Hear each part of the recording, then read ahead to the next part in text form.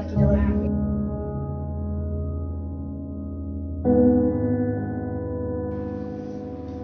I can't tell Mom or Dad, especially Cody.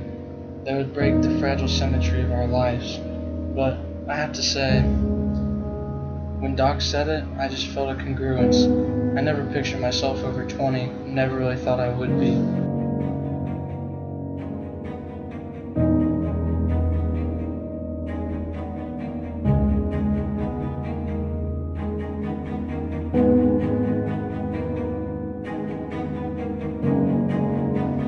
Okay, next question. What about being with the student? In my senior year, I'm just deciding to go all out. Last question. Do you have a date to homecoming? Am I remaining status in this? No, I'm asking you to homecoming.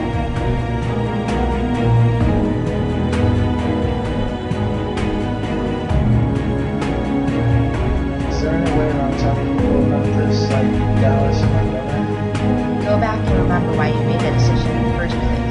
I already told you why. I did it because I wanted to live my life, and I said, You're dying. What's normal about that? for my final project, I decided that I would leave the streets and travel, and after Malcolm X, we did Malcolm X Avenue, because I wanted to stop to teachers only teaching and using biased materials and funds.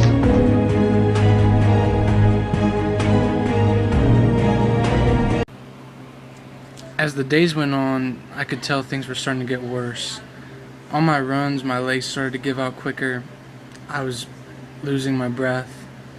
I wasn't sure if the sickness was just getting at me, or if I was just out of shape from not running in a while.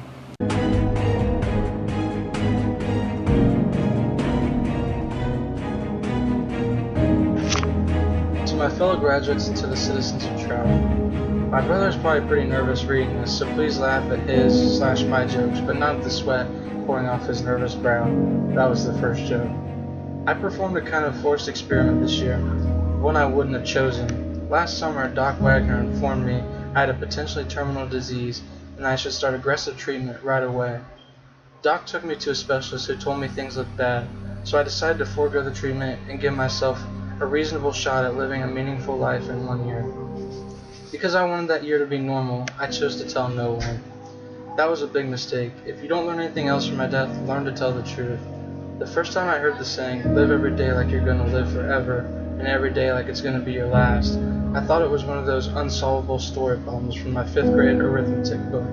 But it turned out to be the truest thing about my year. When I took risks like this, it was my last chance, and at the same time kept it in my head that my actions had consequences, not only for me, but for everyone I touched forever. I made my best decisions. I did get a lot of help with that, by the way. It took me a while to understand, but in the end, I did my best. I loved like I've never loved, cried like I've never cried, lived through days of terror and days of joy, days of utter satisfaction and days of shame. I shared glory on the football field I would have never experienced had I not known my fate, because I would have never had the nerve to try. Risk.